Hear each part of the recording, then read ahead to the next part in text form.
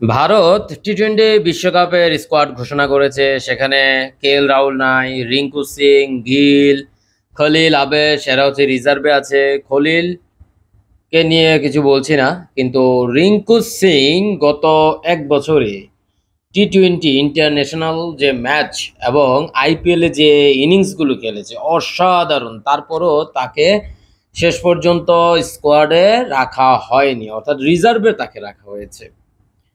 আমার কাছে মনে হচ্ছে হার্দিক পান্ডিয়াকে বসিয়ে রিঙ্কু সিংকে সুযোগ দেওয়ার একটা সময় আসছে, কিন্তু কেন নেই? তবে ইন্ডিয়ার যে স্কোয়াড এটা কিন্তু বারুদের মতো। যেমন ধরেন, আমি 11 জন আগে বলি, তারপর বিকল্প কে আছে এটা একটু বলে দেই। আহ, রোহিত শর্মা, ওকে, জয়সওয়াল। দেখেন, রোহিত শর্মা এবং জয়সওয়াল যখন ওপেন করবে, তারপর আমার কাছে মনে হয় শিবম দুবেকে নামিয়ে দেওয়া উচিত।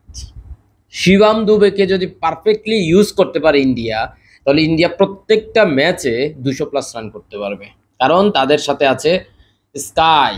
আমার কাছে মনে হয় শিবম দুবেকে 3-4-এ স্কাইকে নামিয়ে তারপর কোহলিকে, অথবা শিবম দুবের পরে কোহলি, তারপর হচ্ছে স্কাই।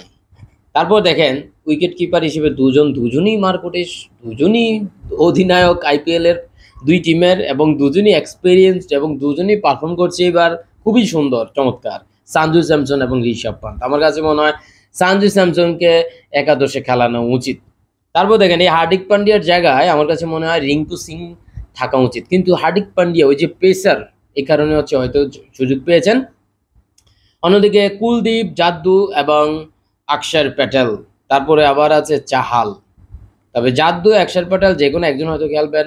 আমার কাছে মনে হয় হার্দিক পান্ডিয়া কোনো একটা ম্যাচে বসতে পারেন, এমনও হতে পারে। তবে 3জন পেসার, বুমরা, সিরাজ, আর্শদীপ। তবে কুলদীপ আমার কাছে মনে হয় বেস্ট চয়েস হতে পারে বেস্ট 11-এর জন্য, আমার কাছে মনে হয়।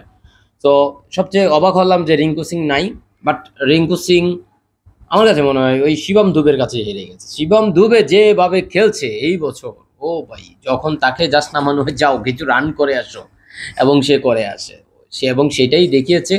তবে ওডিআই বিশ্বকাপের অথবা টেস্ট চ্যাম্পিয়নশিপ ফাইনাল হেরেছে, সে বিষয়ে আমি কথা বলবো না। তবে ইন্ডিয়া এইবার টি-20 বিশ্বকাপ জেতার সবচেয়ে বেশি সম্ভাবনাময় টিম যদি দুটা ধরি, এর মধ্যে একটা ইন্ডিয়া আর একটা হচ্ছে অস্ট্রেলিয়া, এবং 3 নম্বর টিম যদি বলি সাউথ আফ্রিকা, 4 যদি বলি নিউজিল্যান্ড, 5 যদি বলি ইংল্যান্ড।